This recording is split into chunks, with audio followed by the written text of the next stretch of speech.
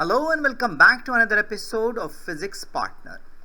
Light is incredibly fundamental to the practice of photography, and without it, images cannot be created. The man you can see on the screen, his name is Tom Harrison, a photographer who incorporates photography into his artistic work. Visible light constitutes only a portion of the electromagnetic spectrum. Color exists within this spectrum, with its frequency determining its hue. Lower frequencies include red and yellow, while higher frequencies encompass green, blue, and violet at the uppermost end. Each individual perceives color differently. Thus, when observing a red strawberry, one person's perception of the color red may differ fundamentally from another's.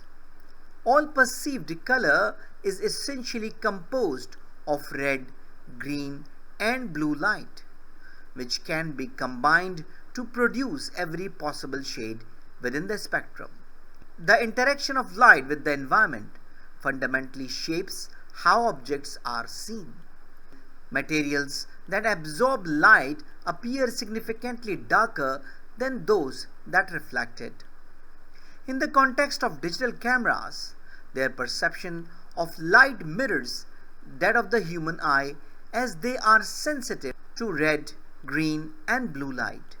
This understanding of color and light behavior is crucial for producing photographic images.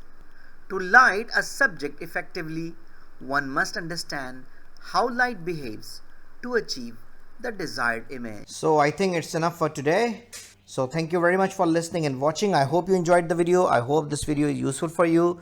So take care of yourself and don't hesitate to write an email if you have any question, query, suggestion, and even classes are required. Take care of yourself meanwhile. See you in the next video. Goodbye.